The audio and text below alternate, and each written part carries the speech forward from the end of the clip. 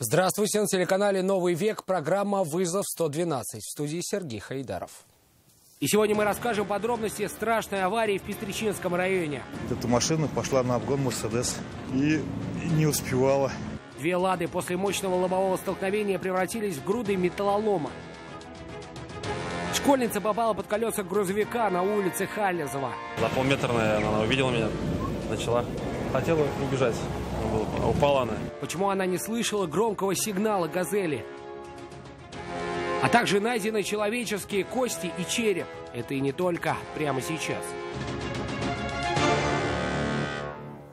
3 человека серьезно пострадали в результате мощного лобового столкновения двух автомобилей в Пестричинском районе, рядом с деревней Званка. Водитель «Лады Калина» выехал на встречную полосу, где в этот момент двигалась «Лада» 14-й модели. То, что осталось от машин, теперь больше напоминает металлолом. Что стало с водителями и пассажиром одного из автомобилей, знает Нафиса Минязова.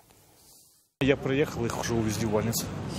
Я узнал по телефону, позвонил товарищу, который ехал в 14-й машине к нам в Казань. Позвонил, он мне объяснил ситуацию, что случилось. Андрей Чуринов, друг одного из молодых людей, ехавших в «Ладе» 14-й модели, признался, что сам не помнит, как добрался до места происшествия. Рассказал, что ждал товарища в гости, но он вдруг позвонил и сказал, что не приедет. Тревожным голосом сообщил, что с другом попали в аварию. И рассказал, как все произошло. Эта машина пошла на обгон «Мерседес» и не успевала. Не успела, а та машина, которая в Казань ехала, в лоб врезалась в эту Калину. Версия произошедшего автоинспекторов такая же. Водитель «Лады Калина» выехал на встречную полосу, но вернуться обратно не успел. В результате сильнейшего лобового удара машины превратились в груду искореженного металла. Пострадали 3 человека, 2 – водитель и пассажир «Лады» 14-й модели и водитель «Лады Калина». Пострадали, рука сломана, ребра сломаны, ноги под сомнением. Но это который сидел рядом с водителем. А про водителя не знаю. Водитель, по-моему, там и ноги сломаны, еще и ребра сломаны. В каком состоянии находились водители в момент происшествия, выяснится в ходе расследования. После его завершения установят и виновника этой аварии. По повреждениям обоих автомобилей можно судить, что люди просто чудом остались живых. Обоих водителей и пассажиры «Лады» 14-й модели госпитализировали в Республиканскую клиническую больницу. Сейчас за их здоровье борются врачи. Нафиса Минязова, Азат Самигуллин, вызов 112. 13-летняя школьница попала под колеса грузовика сегодня днем на улице Халезова. По предварительной версии автоинспекторов, девочка пересекала проезжую часть по пешеходному переходу «Зебре». Шла в наушниках. Увидев, что «Газель» не останавливается, ребенок попытался убежать с его пути, но было слишком поздно. Ленар Гинатуллин продолжит. 13-летняя девочка переходила дорогу по нерегулируемому пешеходному переходу, но дойти до противоположной стороны проезжей части она не смогла. Ребенка сбила «Газель», водитель которой не успел остановиться и избежать столкновения. То есть у нее с ногой проблемы получились? Да, что-то болит просто. Перелома ничего нет. Школьницу с предварительным диагнозом ушиб колено госпитализировали прибывшие на место врачи скорой помощи. Водитель рассказал, что только выехал с прилегающей территории и еще не успел набрать высокую скорость. Говорит, девочку видел, начал тормозить за несколько метров до «Зебры». Но на скользком асфальте тяжелая машина останавливаться не спешила и продолжала ехать дальше. Тогда, говорит, начал сигналить пешеходам, но девочка просто не слышала, была в наушниках. Пыталась отскочить, когда сама, видимо, боковым зрением увидела приближающийся грузовик. Видите, в наушниках я сигналил. Бесполезно. То есть он сам в последний момент уже как бы... Да. За полметра, наверное, она увидела меня, начала. Хотела убежать. Упала она, поскользнулась. Получилось, левая нога как раз на высоте уже была. Как раз эту ногу зацепил я. Несмотря на то, что школьница вышла на дорогу, не убедившись, что ее пропускают, как того требует правила дорожного движения, виновным в происшествии с высокой вероятностью признают водителя «Газели». Степень его вины определится после диагноза пострадавшей. Ленар Гинатуллин, Айрат Назипов, Константин Бушуев. Вызов 112. Перевернул внедорожник одним касанием. Nissan Terrano сегодня утром лег на бок после столкновения с легковым Peugeot на улице Карбышева. Дорогу перекрыли спасатели. Растащить автомобиль и поставить Nissan на колеса можно было только с помощью специальной техники. Айрат Назипов был на месте происшествия спустя несколько минут. А в один машине были?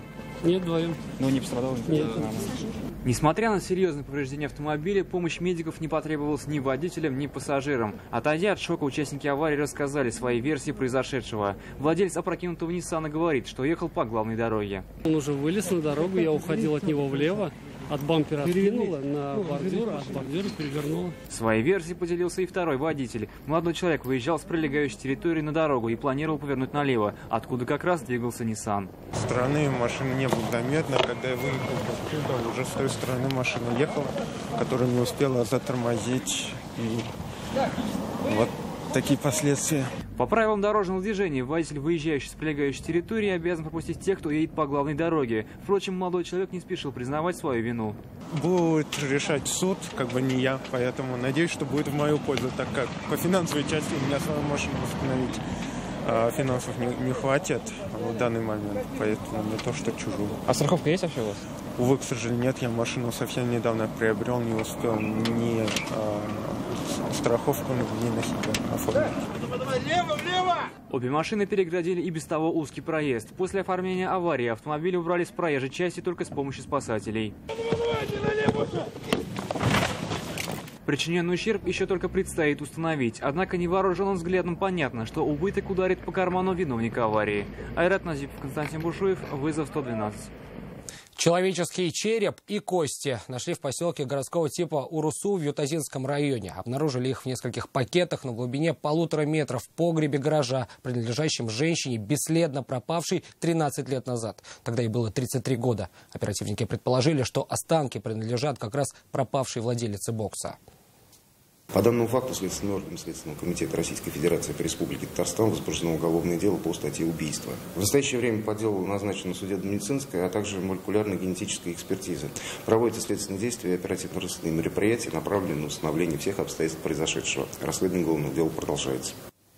Верховный суд Российской Федерации оставил в силе приговор, вынесенный 31-летнему Артуру Сатруддинову. Осужденный и его адвокат попытались оспорить вердикт в апелляционном порядке. Однако суд, согласившись с мнением прокуратуры, оставил приговор без изменений. Таким образом, обвиняемый в смерти автоинспектора проведет в колонии общего режима 6 лет.